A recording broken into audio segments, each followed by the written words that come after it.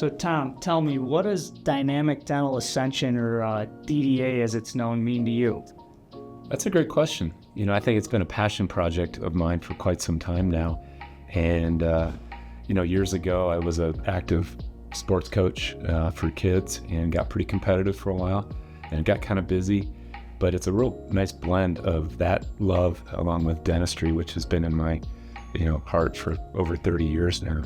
And it came together as a project that was really built off of an invitation to come up with a third rail in my life.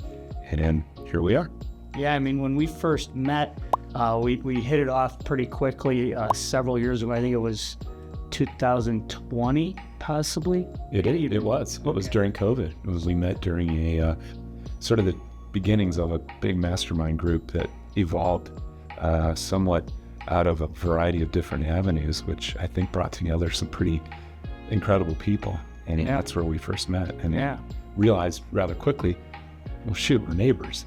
So, and next thing you know it, we're flying home on a I think a return trip from a big conference. And we came to the realization, like, well, what are we waiting for? Who are we kidding at this point? Let's put this thing into action. Sure. Well, you mentioned, it's been in your blood to be a mentor, to be a leader for a long time. And I knew that when I first met you, father of three, a great husband, a leader in the community. And so I was like, this is a great dentist nonetheless. I mean, it's an afterthought though, but all those things follow you where you go. And I thought we had a cohort of people asking for more, for coaching, for mentorship, for, hey, how did you do what you did in such a short amount of time?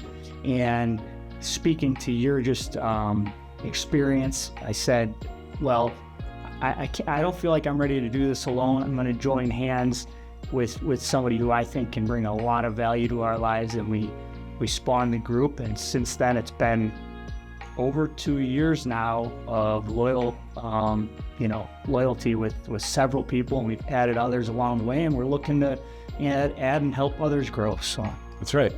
I think it's a perfect blend. What we maybe didn't realize right out of the gate was I've always kind of been in the mode of acquisitions and sort of bolting on existing patient populations to an entity or acquiring a new entity. And you've always come from the context of startups, which I think combined together has proven to be this wellspring of knowledge and experience and opportunity for our clients in the group. And thankfully, we have the opportunity to share those battle scars, as we like to call them, with these folks and hope to full time for them and get them to a better place quicker than it certainly required for me. You, on the other hand, had a pretty rapid hockey stick-like growth and I think it all came down to an incredibly good demographic analytics process that you went through to find your location here in Pelham, Colorado.